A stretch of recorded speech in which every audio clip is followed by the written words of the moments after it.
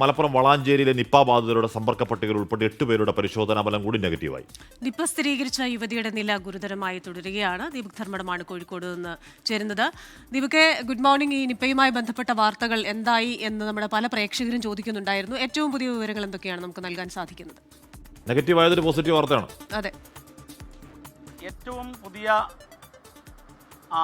പുതിയ വിവരം ആ രോഗിയുടെ നില അപകടാവസ്ഥയിൽ തന്നെ ഗുരുതരമായി തുടരുന്നു എന്നുള്ളതാണ്. ഏറ്റവും ഒടുവിൽ അവർക്ക് ഒരു ഡോസ് മോണോക്ലോൺ നൽകിയിട്ടുണ്ട്, അതായത് ആന്റിബോഡി നൽകിയിട്ടുണ്ട്. പക്ഷേ വലിയ രീതിയിലുള്ള പ്രതികരണം ഉണ്ടായിട്ടില്ല എന്നുള്ളതാണ് നമുക്ക് ആരോഗ്യ വകുപ്പ് വൃത്തങ്ങളിൽ നിന്നും മനസ്സിലാവുന്നത്. പക്ഷേ എന്നാൽ ആശ്വാസകരമായൊരു വാർത്ത, ഇതിൻ്റെ സമ്പർക്ക പട്ടികയിൽ പരിശോധന തുടരുകയാണ്. അതിൽ 8 പേര് കൂടി നെഗറ്റീവായി കഴിഞ്ഞു. ഇതിൻ്റെ അടിസ്ഥാനത്തിൽ 25 പേരുടെ എണ്ണം സമ്പർക്ക പട്ടികയിൽ നെഗറ്റീവായി മാറി എന്നുള്ളതാണ്. പക്ഷേ എന്നാൽ മറ്റൊരു കാര്യം, ഈ റൂട്ട് മാപ്പ് നോക്കിക്കൊണ്ടാണല്ലോ സമ്പർക്ക പട്ടിക തയ്യാറാക്കുന്നത്. അതിൽ 37 പേരുടെ എണ്ണം കൂടി സമ്പർക്ക പട്ടികയിലേക്ക് ചേർക്കപ്പെട്ടിരിക്കുന്നു എന്നുള്ളത് അല്പം ആശങ്കയ്ക്കിടയാക്കുന്നതാണ്. ഈ അതിർത്തിയിൽ പാകിസ്ഥാന്റെ ആക്രമണ ഭീതിയിലായിരുന്നു നമ്മൾ, അതിന് ആശ്വാസത്തിലാകുമ്പോൾ കേരളത്തിൽ ഒരു നിപ്പ ഭീതിയിൽ നമ്മളാകുന്നു. അതിൽ ആശ്വാസകരമായ വാർത്ത, ഏറ്റവും ഒടുവിൽ വന്ന ഫലത്തിൽ 8 പേരും സമ്പർക്ക പട്ടികയിൽ നെഗറ്റീവാണ് എന്നുള്ളതാണ്. പക്ഷേ എന്നാൽ 35 പേർ അധികമായി ഈ പട്ടികയിലേക്ക് വന്നിരിക്കുന്നു. അവരുടെ പരിശോധനാ ഫലം വരേണ്ടതുണ്ട്.